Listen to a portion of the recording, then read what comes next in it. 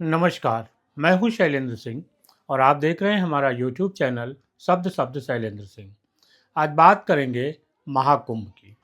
महाकुंभ का आयोजन मकर संक्रांति से लेकर शिवरात्रि तक पूरा हो गया और इसके संपन्न होने पर प्रधानमंत्री से लेके मुख्यमंत्री तक ने अपना संदेश दिया।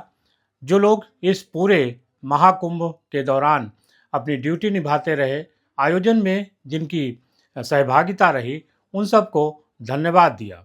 प्रधानमंत्री ने सबसे पहले उत्तर प्रदेश के मुख्यमंत्री योगी आदित्यनाथ, वहाँ की जनता और महाकुंभ में पितृ देवी देवताओं को धन्यवाद दिया। उन्होंने कहा कि इतना बड़ा आयोजन जिस तरीके से संपन्न हुआ, वो बिना किसी दैवीय शक्ति के संपन्न नहीं हो सकता था। प्रधानमंत्री ने अपने उद्बोधन में जो उन्होंने ब्लॉग के रूप में लिखा, उसमें ये भी कहा कि अगर उनकी तरफ से कोई त्रुटि रह गई हो, तो वो देवी देवताओं से भी क्षमा प्रार्थी हैं और साथ ही देवी देवता तरीके के जो श्रद्धालु थे, उनसे भी क्षमा प्रार्थी हैं। महाकुंभ के शुरू होने से लेके और समाप्ति तक लगातार राजनीति भी चलती रही। आज प्रधानमंत्री के इस ब्लॉग पे जो उन्होंने लिखा कि वो क्षमा मांगते हैं, उसको लेके भी तमाम तरीके के सवाल विपक्ष के नेता, खास तौर से जो एक मीडिया का एक वर्ग है, जो लगातार भारतीय जनता पार्टी की, कुंभ की और सनातन धर्म की आलोचना कर रहा था, वो ये कह रहा है कि अगर भगदड़ में मारे गए लोगों का जिक्र नहीं किया गया, तो आखिर प्रधानमंत्री माफ़ी किस बात के लिए मांग रहे हैं। दूसरी तरफ कुछ लोग ऐसे भी हैं जो अभी भी उत्तर प्रदेश के मुख्यमंत्री योगी आदित्यनाथ और प्रधानमंत्री नरेंद्र मोदी के बीच में किसी भी तरीके का झगड़ा लगाने की कोशिश कर रहे हैं। उनका कहना था कि कुंभ के आयोजन से क्योंकि योगी आदित्यनाथ का जो कद था वो काफ़ी बढ़ गया और उसके नाते ही इस तरीके की अव्यवस्था केंद्र सरकार के इशारे पर की गई।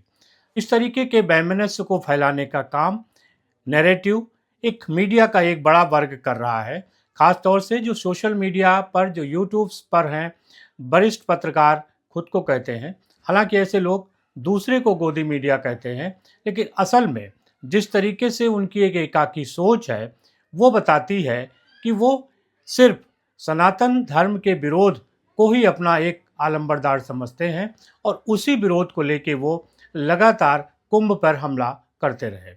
बावजूद इसके उत्तर प्रदेश के मुख्यमंत्री योगी आदित्यनाथ ने आज संगम में जाकर प्रयागराज में जो वहाँ के सफाई कर्मचारी थे, जो स्वास्थ्य कर्मचारी थे, जो मेला ड्यूटी में लगे लोग थे, उन सबको धन्यवाद दिया। सफाई कर्मचारियों के साथ उन्होंने बैठ के भोजन किया और उनके वेतन में भी बढ़ोतरी की। इससे ये साफ हुआ कि इस आयोजन में जिस तरीके से उन लोगों की भूमिका थी, उसकी उन्होंने चर्चा की। मीडिया ने जिस तरीके से अपनी भूमिका निभाई, उस पर भी मुख्यमंत्री ने मीडिया का धन्यवाद दिया और 45 दिन का ये जो आयोजन चला, उसको लेके जो उनकी अपनी सोच थी, वो आज उन्होंने स्पष्ट की। उन्होंने बताया कि 7,500 करोड़ खर्च से पूरे कुंभ में 7.5 लाख करोड़ का एक अर्थ प्राप्त हुआ।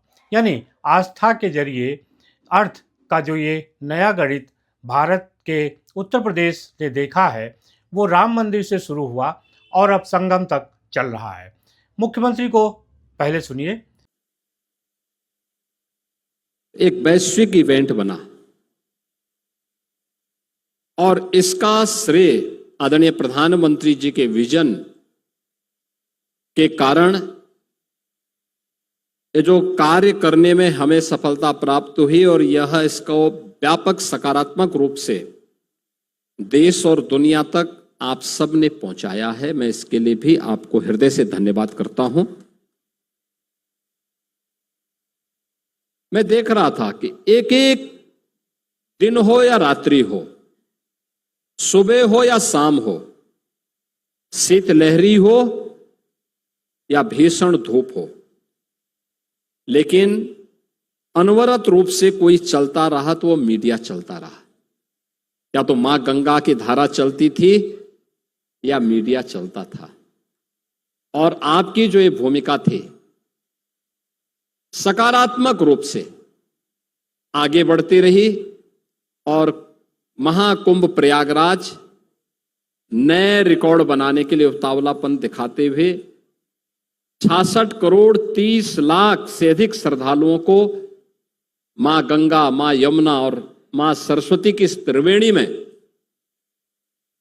आस्था की पवित्र डुबकी के साथ जोड़ते हुए एक नए रिकॉर्ड को बनाने के लिए आगे बढ़ चुकी थी। बहनों और भाइयों, ये आस्था और आर्थिकी का जो एक नया विजन प्रधानमंत्री जी ने दिया है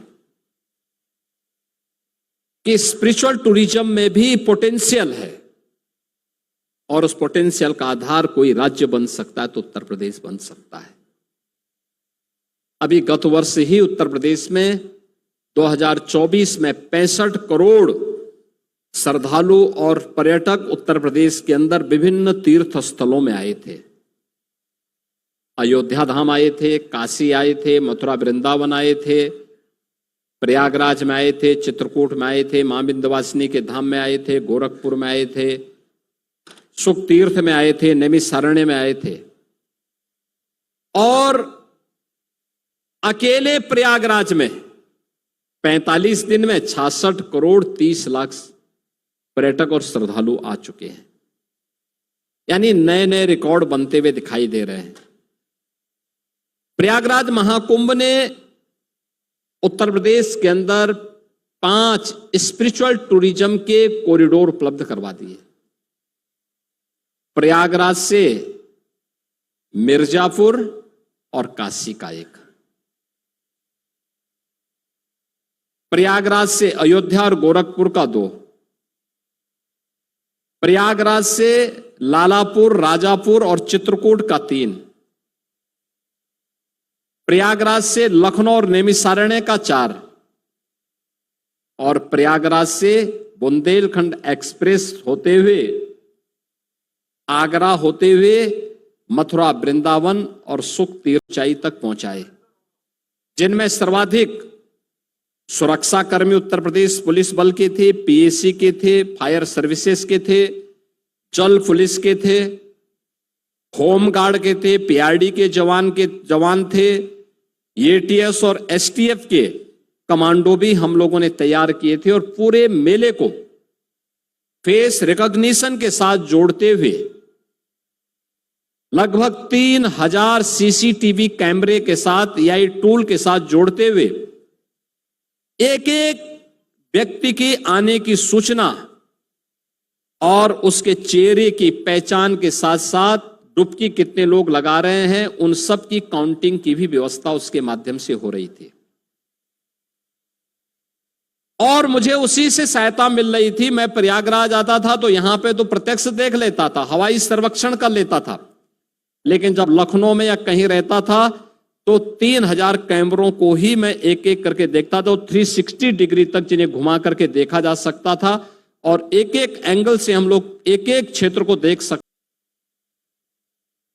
यह स्थिति प्रयागराज के अंदर पुलिस की थी। 15,000 से ऊपर यहां पे स्वच्छता कर्मी थे। इसके अलावा 7,000 से अधिक परिवहन निगम की बसेस थी। 750 से अधिक शटल बसेज भी यहां पे लगाई गई थी। पीडब्ल्यूडी, नमामि गंगे, जल निगम, संस्कृति एवं पर्यटन विभाग, सिंचाई विभाग, इन सभी विभागों ने, स्वास्थ्य विभाग, इन सब ने भी पूरी तत्परता के साथ इस कार्यक्रम के साथ जुड़ करके इसे सफलता की नई ऊंचाई तक पहुंचाया। रेलवे, सीआरपीएफ, होमगार्ड, नागरिक उड्डयन विभाग, सेना, वायुसेना, सड़क परिवहन एवं राजमार्ग मंत्रालय, भारत सरकार, इन सब ने भी अपनी भूमिका का निर्वहन किया। रेलवे ने लगभग 13,000 मेला स्पेशल चला करके यात्रियों की सुविधा को सकुशल आगे बढ़ाने का काम किया। 3.25 करोड़ यात्री केवल उत्तर प्रदेश परिवहन निगम की बसेस से प्रयागराज आए। लगातार इन पर कार्य करते हुए पौष पूर्णिमा 13 जनवरी से 26 फरवरी महाशिवरात्रि के अवसर। असल में कुंभ भले ही खत्म हो गया हो, लेकिन कुंभ की जो कथा है हरि अनंत हरि कथा अनंता की तरह है और ये अभी सालों साल चलती रहेगी, खास तौर से तब तक जब तक अगले महाकुंभ का आयोजन नहीं होता है। हर बार महाकुंभ का आयोजन अलग अलग शहरों में होता है। इनमें प्रयागराज, हरिद्वार, उज्जैन और नासिक में इसका आयोजन होता है। क्योंकि प्रयागराज में इस महाकुंभ ने जिस तरीके की एक लाइन खींची है, वो अगले महाकुंभ के लिए एक अलग तरीके का व्यवस्था वहाँ पे करनी होगी, क्योंकि हर राज्य चाहेगा कि उसके यहाँ जो महाकुंभ का आयोजन हो रहा है वो पिछले महाकुंभ से भव्य हो, और ये काम करना आसान नहीं है। उत्तर प्रदेश में 45 दिन का आयोजन किस तरीके से चला, किस तरीके से इस पूरी व्यवस्था पर मुख्यमंत्री योगी आदित्यनाथ ने नज़र रखी। उन्होंने अपने भाषण में बताया कि वो बाहर रहते थे तो भी कैमरे से देखते थे, और जब लखनऊ रहते थे तो भी वो देखते थे। खास तौर से जिस दिन महत्वपूर्ण स्नान होता था उस दिन वो लखनऊ में अपने आवास पर सुबह 3 बजे ही जग जाते थे, और यहाँ जो कैमरे लगे हैं उनके जरिए वो पूरे संगम क्षेत्र को देखते रहते थे। इस तरीके का जो डेडिकेशन है, इस तरीके की जो व्यवस्था योगी आदित्यनाथ ने की है, उस तरीके का काम दूसरा कोई मुख्यमंत्री अलग राज्य में कर पाएगा, ये एक सवालों के घेरे में है, और इसका जवाब तभी मिलेगा जब अगले कुंभ का आयोजन होगा। ये बात सही है कि कोई भी आयोजन हो उसमें और बेहतर की उम्मीद हमेशा बनी रहती है। तमाम तरीके की अव्यवस्थाएं भी होती हैं, बहुत सारे लोगों को कष्ट हुआ होगा। इसी में जो 29 तारीख की भगदड़ थी वो भी है, और जो दिल्ली में कांड हुआ वो भी है। इसमें जो मारे गए लोग हैं उनके प्रति सरकार की भी संवेदना है, और जो लोग कुंभ के समर्थक हैं, जो लोग कुंभ को देख रहे हैं, वो भी उसके प्रति संवेदनशील हैं। लेकिन दूसरा वर्ग लगातार ये बात कह रहा है कि जो मारे गए लोग हैं उनकी बात को क्यों सरकार आगे नहीं बढ़ा रही है। असल में जब कोई बड़ा आयोजन चल रहा होता है उस समय अगर कोई अव्यवस्था हो गई, उस अव्यवस्था को संभालना पहला काम होता है, क्योंकि अगर अव्यवस्था ज़्यादा बढ़ गई तो पूरा जो कार्यक्रम है वो प्रभावित हो सकता है, और जहां अभी कम लोग प्रभावित हुए थे, अव्यवस्था और बढ़ने से ज़्यादा लोग प्रभावित हो जाते। लिहाजा उस घटना पर उत्तर प्रदेश सरकार और प्रशासन ने उस समय बहुत ही संयमित ढंग से काम लिया। ये बात और है कि अब जब कुंभ संपन्न हो गया है, सरकार इस पे जांच करेगी और निश्चित तौर पे उसकी तह तक जाएगी और ये पता लगाएगी कि आखिर इस घटना के पीछे क्या था। अगर ये दो घटनाएं, यानी दिल्ली में जो हादसा हुआ और जो प्रयागराज में 29 को हुआ, इसको अगर निकाल दिया जाए तो जो पूरा 45 दिन का आयोजन रहा है उसमें किसी भी तरीके की त्रुटि नहीं रही है। और इसीलिए जो लोग कुंभ का आकलन कर रहे हैं वो उत्तर प्रदेश के मुख्यमंत्री योगी आदित्यनाथ को 100% ना सही तो 95% नंबर दे रहे हैं, और इस 95% के साथ मुख्यमंत्री योगी आदित्यनाथ का एक जो राजनीतिक कद है वो तो बढ़ा ही है, महाकुंभ का जो राजनीतिक संदेश है वो भी बहुत दूर तक जाएगा।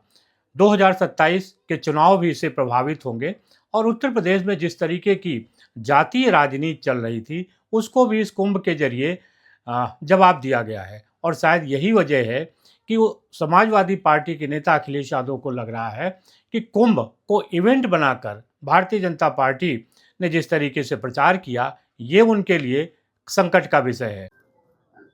ये जो हर इवेंट को पॉलिटिसाइज करना, उससे पॉलिटिकल लाभ लेना, स्पोर्ट्स का कार्यक्रम होगा तो पॉलिटिकल लाभ लेना चाहेंगे, कोई कल्चरल प्रोग्राम होगा तो उसका पॉलिटिकल लाभ लेना चाहेंगे, कोई धार्मिक कार्यक्रम होगा उसको पॉलिटिकल लाभ लेना चाहेंगे। और ये अपने आप को चमकाना चाहते थे। अपने आप को चमकाते चमकाते उन्होंने व्यवस्था खराब कर दी, और जब जब मुख्यमंत्री गए होंगे प्रयागराज तब तक वहां कुंभ में आग लगी है। अगर वो 10 बार गए तो 10 बार आग लगी, 12 बार गए तो 12 बार आग लगी। और एक बार तो सुनने में आया कि कुछ लोग गुब्बारे से उड़े थे, गुब्बारे में आग लग गई। इतनी आग कभी कुंभ में नहीं लगी होगी जितनी इनकी सरकार में आग लगी है। लगता है ये न कुंभ में ही आग लगा दी। अब कह रहे हैं कि 64 करोड़ लोगों ने स्नान कर लिया है। अब सरकार को ऐसे आंकड़े नहीं छिपाने चाहिए। हमारे जो लोग सूचनाएं दे रहे हैं, लगभग 75 करोड़ स्नान कर चुके हैं वहां पर। 75 करोड़ लोग स्नान कर चुके हैं। अभी भी बहुत सारे बुजुर्ग हैं, बहुत सारे लोग हैं जो अभी स्नान नहीं कर पाए हैं। हमारे ये पत्रकार साथी भी स्नान नहीं कर पाए हैं। तो मैं सरकार से कहूंगा कम से कम टाइम बढ़ाओ और 1 महीना कुंभ चलना चाहिए। क्योंकि अखिलेश यादव ने अपनी बात में ये स्वीकार किया कि भारतीय जनता पार्टी कुंभ को एक इवेंट की तरह प्रस्तुत कर रही है। असल में ये बात उनकी अपनी जगह सही हो सकती है, लेकिन जो भी काम कोई करेगा उसका श्रेय उसको मिलेगा।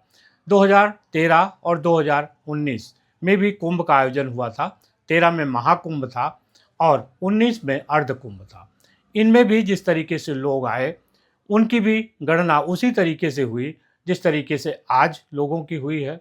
आज की गणना इसलिए और निश्चित है क्योंकि एआई का ज़माना है। मुख्यमंत्री ने कहा कि किस तरीके से कैमरों के जरिए उनको पहचानने की कोशिश की गई है और उनकी संख्या को गिना गया है। इसके पहले जो आकलन होता था वो एक अनुमान के आधार पर था, लेकिन इस बार जो श्रद्धालुओं का आकलन है वो एआई के जरिए किया गया है।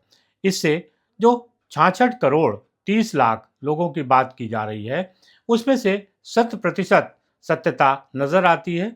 अगर थोड़ी बहुत कमी बेसी होगी तो भी ये आयोजन इतना बड़ा था कि पूरी दुनिया में इससे बड़ा कोई आयोजन नहीं हुआ और 45 दिन तक प्रयागराज का जो कुंभ क्षेत्र है वो दुनिया का तीसरा सबसे बड़ा जनसंख्या वाला देश बना रहा। जितने लोग महाकुंभ में नहाए हैं उतनी जनसंख्या चाइना और भारत के बाद किसी और देश की नहीं है। अमेरिका, इंग्लैंड जैसे तमाम देश बार बार नहा लें तब वो संख्या प्रयागराज की पूरी होगी। इतने बड़े संख्या को संभालना अपने आप में बेहद कठिन कार्य है और जिस तरीके से खासतौर से पुलिस ने जिस सद्भावना के साथ, जिस प्रशिक्षण के साथ यहाँ श्रद्धालुओं के साथ व्यवहार किया, बातचीत की, उसकी भूल सफलता श्रद्धालु कर रहे हैं।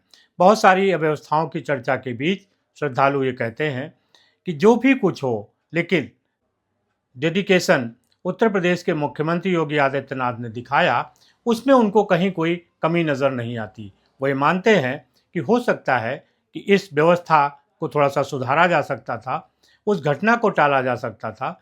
तमाम इन परेशानियों के बावजूद जो भी नहाने वाला लौट के आया उसने यही कहा कि सबसे अच्छी व्यवस्था है। तो ये अव्यवस्था किसको नज़र आ रही थी? दरअसल ये व्यवस्था उन लोगों को नज़र आ रही थी जो दूर से बैठे थे, जो शुरू से मान चुके थे कि कुंभ में अव्यवस्था होगी और जिनको किसी न किसी तरीके से कुंभ की आलोचना करना ही करना था। उत्तर प्रदेश के मुख्यमंत्री योगी आदित्यनाथ ने विधानसभा में इसका जवाब दिया और उन्होंने एक टिप्पणी की कि कुंभ में जिसने जो कुछ चाहा उसको वो मिला।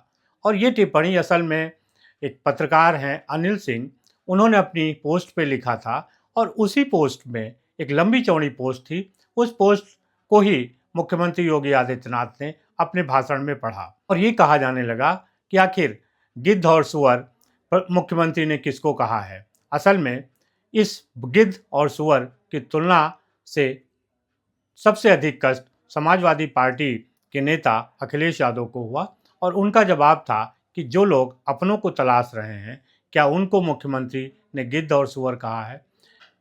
ये जो आरोप प्रत्यारोप की बात है ये भी आगे चलेगी। जैसे जैसे कुंभ की तारीफ होगी वैसे वैसे उसकी आलोचना भी होगी। सिक्के के दो पहलू होते हैं, लेकिन यहाँ देखने वाली बात है कि आलोचकों की संख्या कम है और जो प्रशंसा करने वाले लोग हैं उनकी संख्या अधिक है। My name is Antonella. I come from Italy. Mahkumb is astonished. I'm very happy to be here. I fall in love with Indian culture and in love with Indian people, colors. Blissful of the situation in this complete chaos. Apparently chaos, there is something that is so spiritual and full of meaning. जो भी कुंभ नहा के आया है उसने कहीं ये नहीं कहा कि कुंभ में गंदगी है, गंगा मैली है, पानी अच्छा नहीं है या किसी तरीके की अव्यवस्था है। सब ये मान रहे थे कि जहाँ इतना बड़ा आयोजन होगा वहाँ कुछ ना कुछ अव्यवस्थाएं होंगी, क्योंकि लोग अपने घरों में, अपने परिवार में, अपने साथी संगी साथियों के साथ इस तरीके के आयोजन करते रहते हैं छोटे बड़े, और उनको पता होता है कि आयोजन करना कितना कठिन काम है। जो आलोचक हैं वो आलोचना करेंगे, क्योंकि उनका एक राजनीतिक स्वार्थ है और उनको लग रहा है कि कुंभ के आयोजन के बाद भारतीय जनता पार्टी और ख़ास तौर से उत्तर प्रदेश के मुख्यमंत्री योगी आदित्यनाथ का कद बढ़ा है और इसका प्रभाव 2027 के चुनाव पर पड़ेगा।